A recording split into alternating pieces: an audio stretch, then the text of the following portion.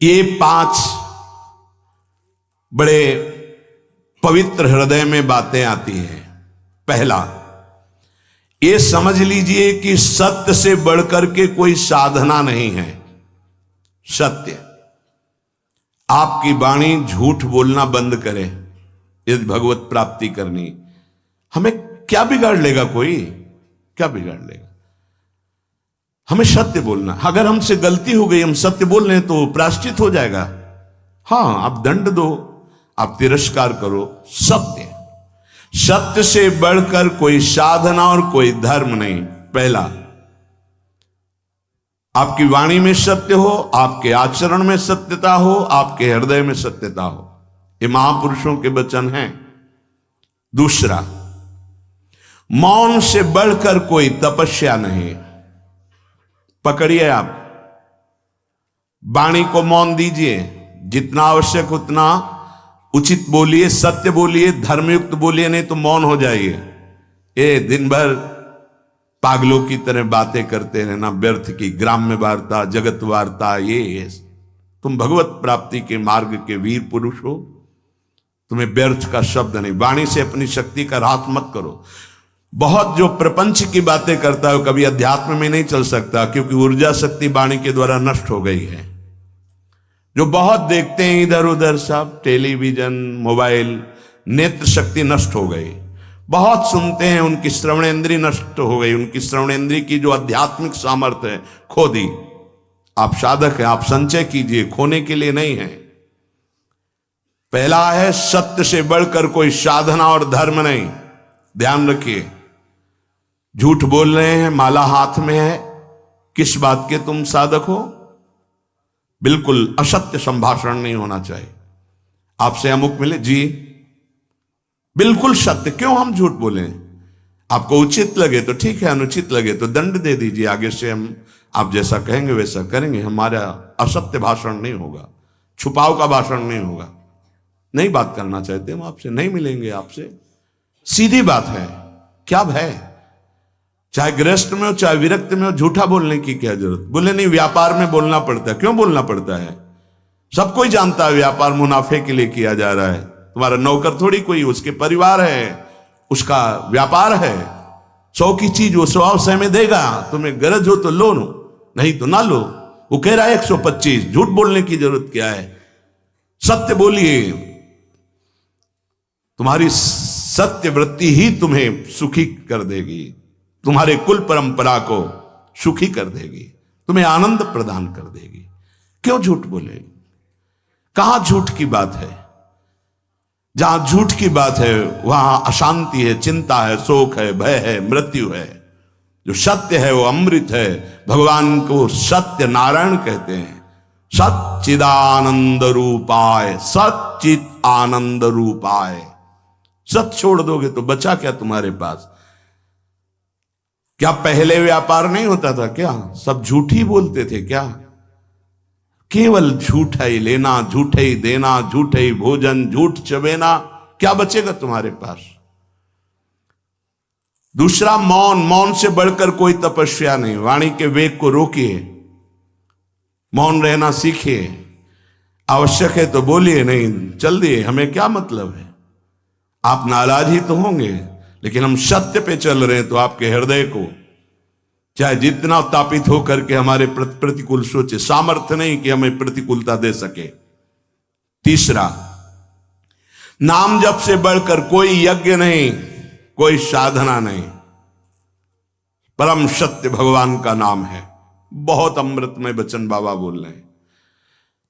सत्य बोलना, मौन रहना सबसे बड़ी तपस्या, और नाम जप परायण। इससे बढ़कर कोई यज्ञ नहीं, कोई साधना नहीं। यज्ञानाम जप यज्ञोस्मि, भगवान बोले। चौथा, विचार से बढ़कर कोई ज्ञान नहीं। एक भी कदम रखो विचार पूर्वक। किससे मिलना है, क्या पाना है, कैसे चलना है, विचार पूर्वक। पशु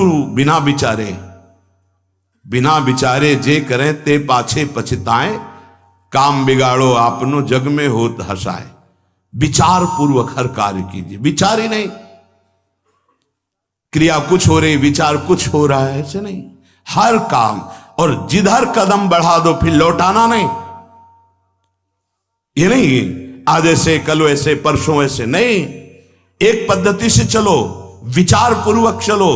कदम रख दिया तो बिल्कुल परिपक्व कदम रखा, 4 दिन बाद उसको फिर पीछे हटा के फिर ऐसा नहीं। बार बार नहीं बदलना, बार बार हमें को साधन नहीं बदलना, बार बार स्थान परिवर्तन नहीं करना, बार बार साध्य को नहीं बदलना, बार बार गुरु को नहीं बदलना। बहुत जल्दी सिद्धावस्था आ जाए, जो हमारा आसन है उस आसन पे वहीं परिपक्व अवस्था आ जाएगी, भजन के परमाणु आ जाएंगे।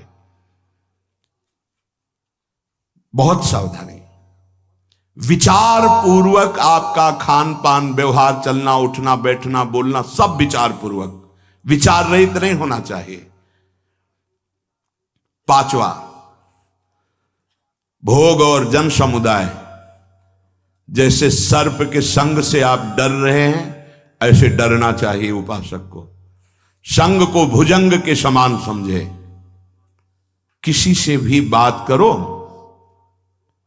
अगर उसका कल्याण करने की भावना नहीं तो बेमतलब तर्क विवाद, तब लगता है अपने आनंद को छोड़कर क्यों बात करें। प्रभु ने सेवा दी है, इसलिए यह बात करने का समय नहीं रह गया है। कोई बिरला पिपासु आता है, नहीं तो सब ज्ञानी, सब चतुर, सब भगवत प्राप्त ऐसे ही प्राय मिलते हैं। साधक तो बहुत भाग्य से मिलते हैं। कोई बिरला साधक आता है तब हृदय प्रसन्न होता है कि सच्चे मार्ग से चलना चाहता है। नहीं, अहम की ऐसी बरसात हो रही है, कुछ नहीं। जब उनको, तो वो कुछ नहीं है, न ज्ञान है, न भक्ति है, न अष्टांग योग है, कुछ नहीं, अहम। बचो, प्रार्थना है। अपने लोगों को सेवा मिली तो ठाकुर जी जाने।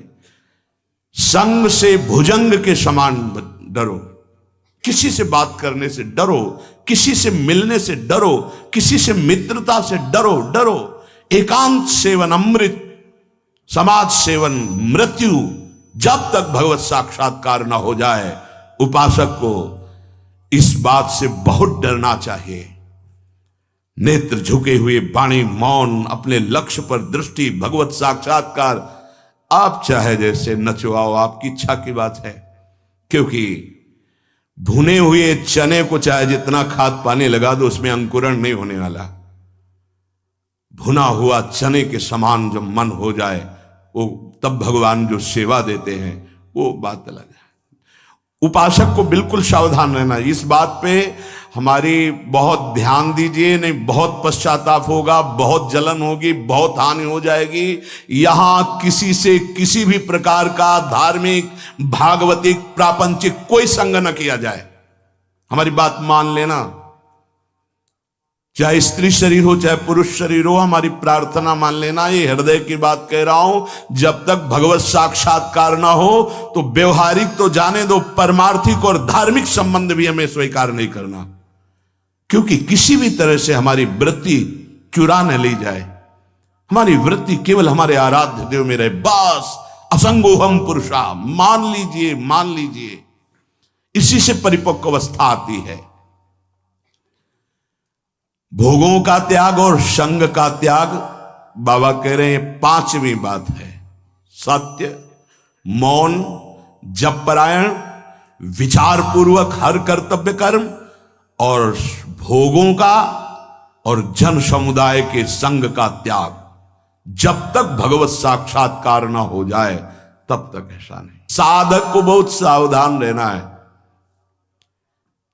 बिल्कुल हमारी प्रार्थना मान लेना, कभी भी किसी भी तरह से जो स्त्री शरीर है पुरुष शरीर से मित्रता ना होने पावे। जो पुरुष शरीर है कभी स्त्री शरीर से मित्रता ना होने पावे। असत मार्ग की वृत्ति वाली किसी भी तरह से हमारी ये बात मान लेना।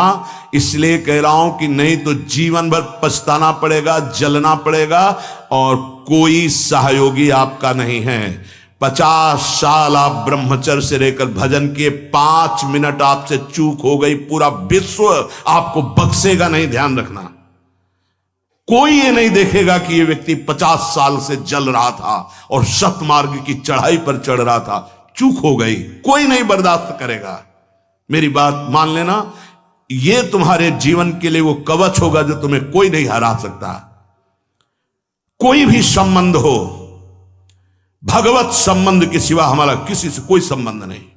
और भगवत संबंध में समाज की भी एक तार भाव होता है, साफ सिया राम में, साफ राधे श्याम में। बस अगर हमारा कोई पर्सनल किसी से संबंध है, हमारे शब्द को याद रख लेना, पश्चाताप और पराजय के सिवा कुछ नहीं मिलेगा। इसे कागज में लिख लो, हृदय में लिख लो, जीवन भर इसको तुम अमृत के समान सेवन करना।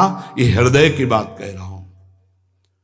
असंग रहना, मन न लगे तो पड़े रहना, पर किसी को दोस्त मत बना लेना, किसी से यहां अपनापन मत कर लेना।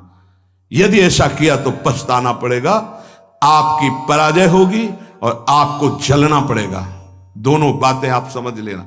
असंग रहना, थोड़ी देर मन पराजित करता है, हमको जलाता है, वो जलन तो ऐसे सह जाई जाती है। लेकिन जब मन की जलन मिटाने के लिए कोई क्रिया हो जाती है, कोई संबंध हो जाता है, तो जीवन भर जलना पड़ता है पश्चाताप की अग्नि में। और ये तो भूल जाना कि आपको कोई सपोर्ट देगा इस संसार में। प्रभु के सिवा कोई सपोर्ट देने वाला तुम्हारा नहीं। जो तुम्हें गुरु जी कहेंगे, जो तुम्हारी छवि को पूजेंगे, अगर कोई चूक हो गई वही तुम्हारी निंदा करेंगे, तुम्हारी छवि को नाली में फेंक देंगे। ध्यान रखना, यहां गुणों की पूजा होती है। अगर तुम्हारे गुणों में हीनता आ गई तो कोई पूजा करने वाला नहीं। यह मत सोचना कि मेरा पूजक उपासक है, ये कह रहा है मैं आपको प्राण समर्पित किए। प्राण ले लेगा तुम्हारे। शब्द याद कर लो, तुम्हारे प्राण ले लेगा प्राण समर्पण करने वाली बात कहने वाला। यदि धर्म से चूक गए, यदि अपने नियम से चूक गए, कभी प्रभावित मत होना किसी की मीठी बातों में, किसी की मीठी मुस्कुराहट में, किसी के मीठे अपनेपन में। ये हृदय से बोल रहा हूं, इसे स्वीकार कर लेना।